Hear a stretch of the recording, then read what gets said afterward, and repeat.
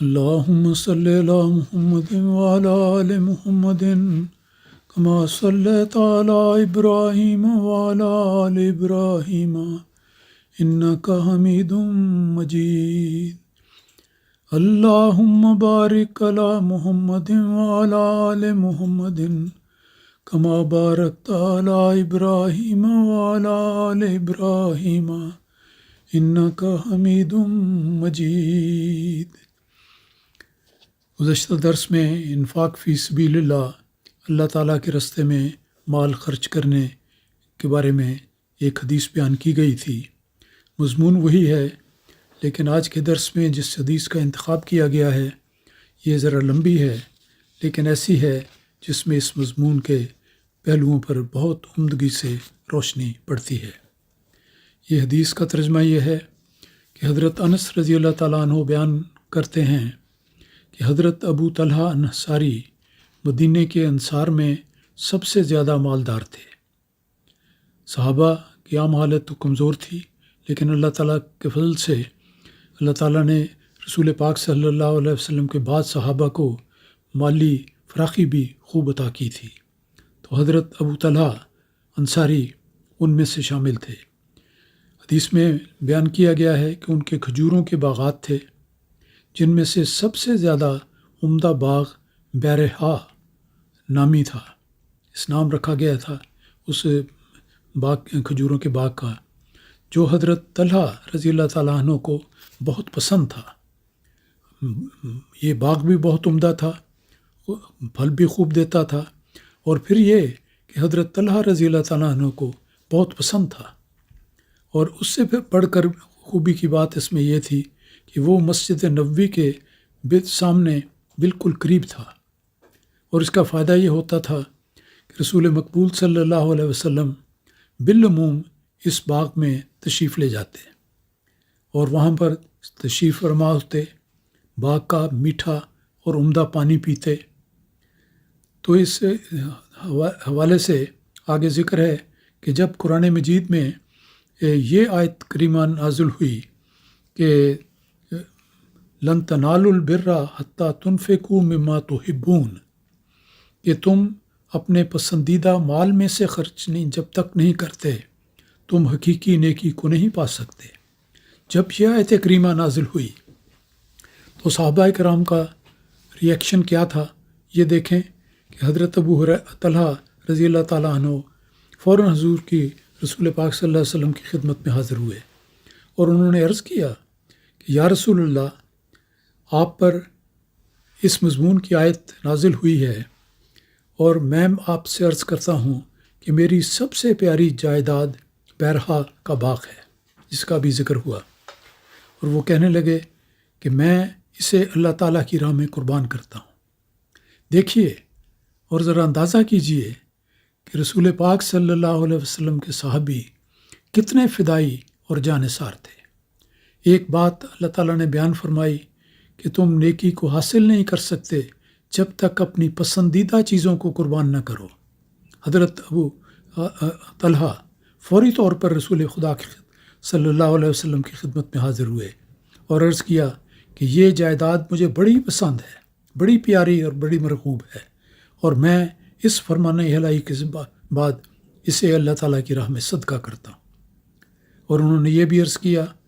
اور میں امید رکھتا ہوں کہ اللہ تعالیٰ میری اس نیکی کو قبول کرے گا. نیکی کرتے ہوئے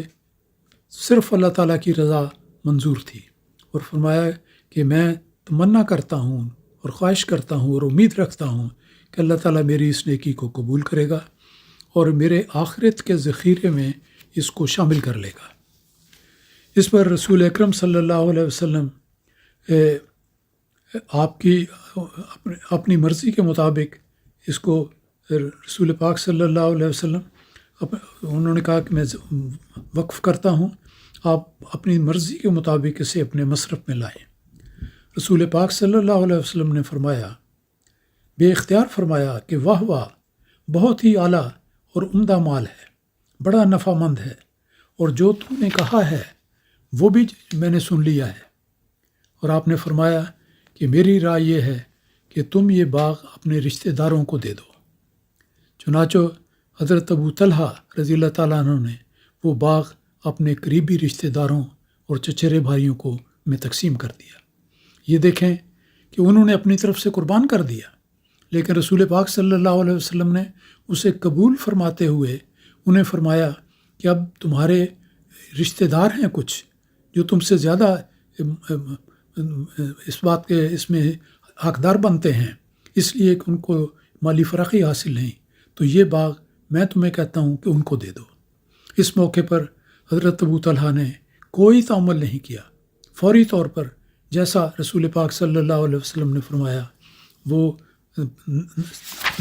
جائیداد اپنے چچیرے بھائیوں میں اور قریبی رشتہ داروں میں تقسیم کی۔ پھر اس کے بعد ایک دوسری حدیث آتی ہے۔ حضرت ابن مسعود رضی اللہ تعالیٰ عنہ بیان کرتے ہیں کہ ایک بار رسول پاک صلی اللہ علیہ وسلم نے فرمایا کہ 2 شخصوں کے سوا کسی پر رشک نہیں کرنا چاہیے۔ صرف 2 آدمی ایسے ہیں، حضور نے فرمایا کیٹیگری کے حساب سے کہ صرف 2 شخص ایسے ہیں کہ جن کے سوا کسی پر رشک نہیں کرنا چاہیے۔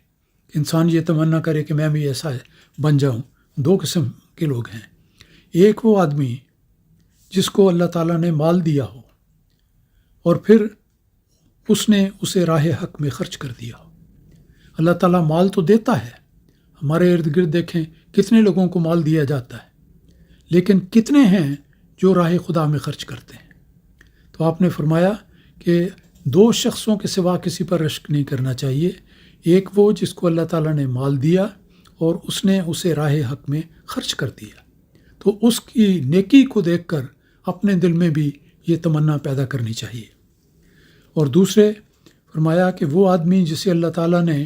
سمجھ، دانائی اور علم و حکمت دی، جس کی مدد سے وہ لوگوں کے فیصلے کرتا ہے اور لوگوں کو سکھاتا ہے، سمجھاتا ہے، پڑھاتا ہے، اس شخص پر وہ شخص ہے جو قابل رشک ہے۔ دوسروں کی نیکی کو دیکھ کر کڑنا اور یہ تمنا کرنا کہ اس کی یہ خوبی زائل ہو جائے، اس کا مال ضائع ہو جائے، اس کی یہ جو رکھ رکھاؤ کی زندگی ہے یہ تباہ ہو جائے، یہ بہت گھٹیا بات ہے اور اس کی سختی سے مناہی کی گئی ہے۔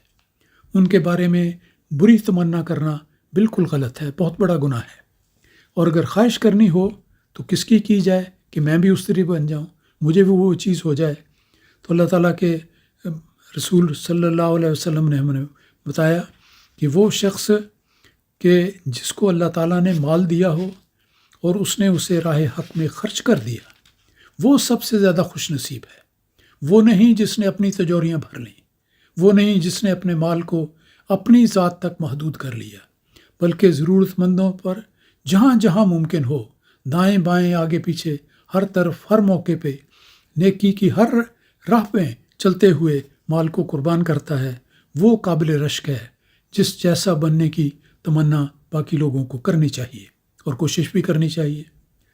اور پھر آپ نے فرمایا ایک اور آدمی بھی ہے، اس کے بارے میں بھی یہی بات ہے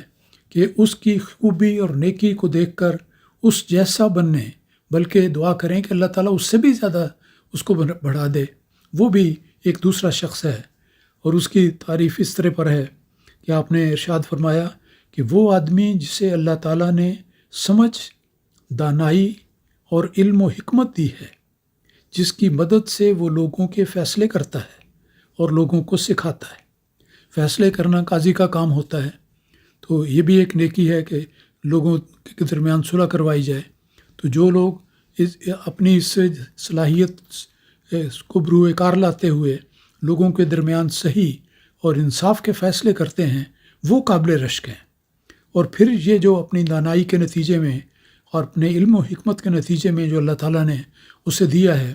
وہ لوگوں کو سکھاتا ہے، لوگوں کو پڑھاتا ہے، علم دیتا ہے، اس کے متعلق بھی یہی ہے کہ یہ شخص قابل رشک ہے جس کے لیے تمنا کرنی چاہیے۔ تو اسلامی معاشرے میں دراصل تعلیم یہ ہے کہ انسان کو کسی شخص کے ساتھ کینہ نہیں رکھنا چاہیے،